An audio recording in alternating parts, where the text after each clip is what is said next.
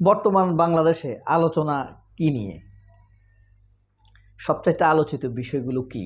আপনাকে যদি প্রশ্ন করা হয় আর আপনি যদি সচেতন হয়ে থাকেন ঘটমান চলমান সংবাদ বা ঘটে যাওয়া ঘটনাগুলো নিয়ে, তার মধ্যে হলো সেনাপ্রধান ওয়াকারুজ্জামান রাষ্ট্রপতি ছুপ্পুর সাথে সাক্ষাৎ করেছে, ওয়াকারুজ্জামান ডক্টর ইউনূসের সাথে সাক্ষাৎ করেছে, নুরুর উপরে ভয়াবহ হামলা,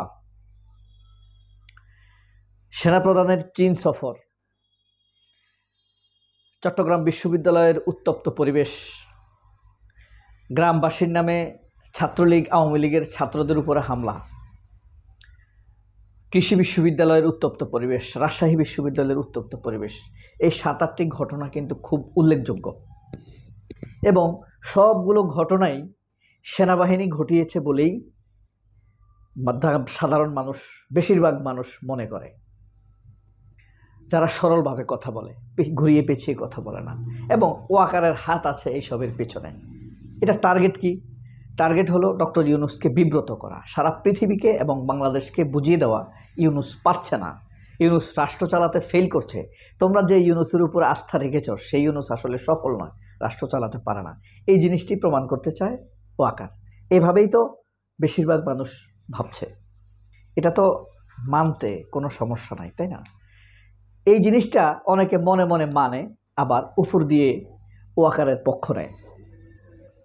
তো ওয়াকারের পক্ষ নিতে গিয়ে বর্তমান বাংলাদেশে সবচাইতে বেশি বিপদে আছে কে জানেন? জুলকারনাইন সায়ের স্বামী, যে আল জাজিরার সাংবাদিক হিসাবে নিজেকে পরিচয় দিতে খুব গৌরব বোধ করে। অ্যাক্সিডেন্টাল জার্নালিস্ট তাকে বলা যায়। I respect him very much, I repeat, আমি তাকে খুবই সম্মান করি। কিন্তু উনি নিজেকে সাংবাদিক হিসেবে যত বেশি পরিচয় দেয়, সাংবাদিক হিসেবে আল জাজিরার সাংবাদিক হিসেবে নিজেকে পরিচয় দিতে গিয়ে যেভাবে বলে যে আমার হাত কত লম্বা তোমার কোনো ধারণা নেই, সেই লোকটি এই বর্তমান ঘটে যাওয়া ঘটনাগুলো নিয়ে যার হাত রয়েছে, ওয়াকারুজ্জামান, তিনি যে ঘটনাটি হয়েছে নুরুর উপরে হামলা নিয়ে, এটা নিয়ে খুব বিব্রতকর অবস্থায় আছে।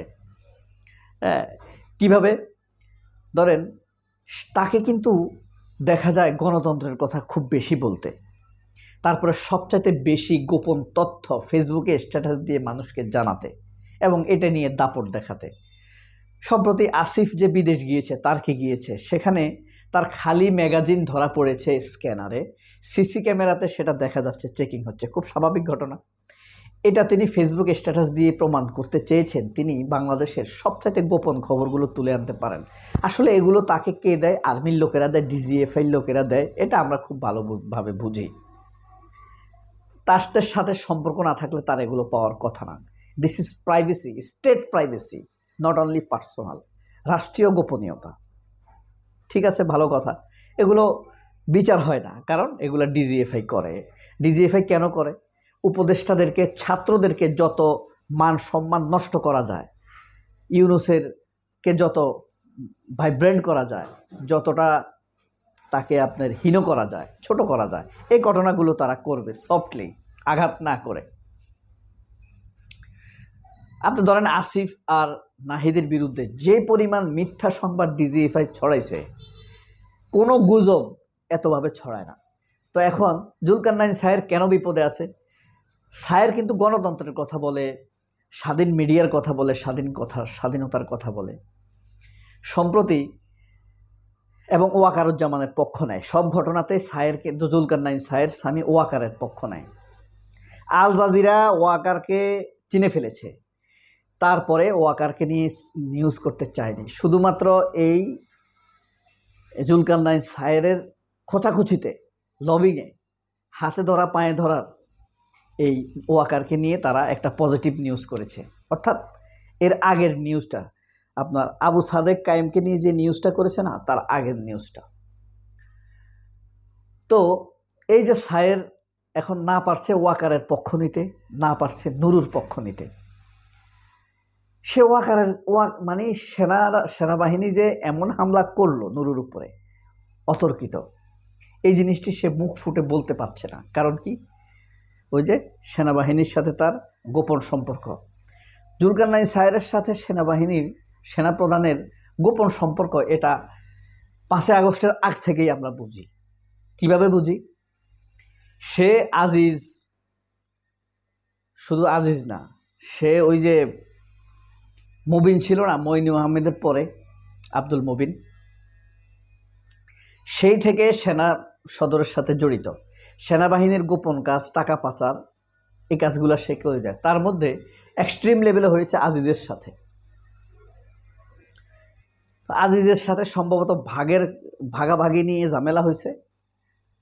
আজিজ তাকে যে কমিশন দেওয়ার কথা দেয় নাই, তো আজিজের ব্যাপারগুলো সে আল জাজিরাতে প্রকাশ করে দিয়েছে as a whistle blower or রাজসাক্ষী। এই যে আইজি আবদুল্লাহ মামুন রাজসাক্ষী হয়েছে না শেখ হাসিনার বিরুদ্ধে, রাজসাক্ষী হিসাবে এটা সে আল জাজিরার কাছে প্রকাশ করে দিয়েছে। All the prime ministers man, যে নিউজটি হয়েছিল, যে রিপোর্টটি, ফিল্মটি হয়েছিল, সেটার মধ্যে প্রকাশ করে দেয়। তো এখন সেনাবাহিনীর সাথে তার সম্পর্ক, এটা আমরা খুব ভালো করে জানি। কিন্তু সেনাবাহিনীর ভিজুয়াল অপরাধ তো নাই, তো সেনাবাহিনীর পক্ষ নিলে মানুষ আর খুব স্ট্রংলি খুব একটা কিছু বলে না। কিন্তু বিপি নুরুল হক নুরুর উপরে যখন হামলা হলো বিনা উস্কানিতে, এটাও সে বলতে পারছে না। আবার সরাসরি সেনাবাহিনী হামলা করেছে, মানুষ ভিডিওতে দেখেছে, লাইভ দেখেছে, এটাও সে মুখ ফুটে বলতে পারতেছে না যে সেনাবাহিনী হামলা করছে। সেনাবাহিনীর বিরুদ্ধে যাইতে পারতেছে না, আবার নুরুর পক্ষ যাইতে পারতেছে, নুরুর বিরুদ্ধে যাইতে পারছে না। এখন সে একটা মহাবিপদে পড়ে গেছে। শেষ পর্যন্ত সে স্ট্যাটাস দিল কি, নুরুর উপরে উস্কানিহীনভাবে এভাবে হামলা করা ঠিক হয়নি, পুলিশের কারা কারা হামলা করেছে তাদের ব্যাপারে তদন্ত হোক। সিভিলিয়ান এক লোককে দেখা গেছে সে হামলা করছে নুরুর উপরে অতর্কিত, তার পরিচয় খুঁজে বের করা হোক। এই যে সেনা পোশাক পরা আমরা লোকদেরকে দেখছি, এটা সে আর মুখ ফুটে বলতে পারছে না সেনাবাহিনী কেন হামলা করলো। ওয়াকারের এই ব্যাপারে দায় নিতে হবে।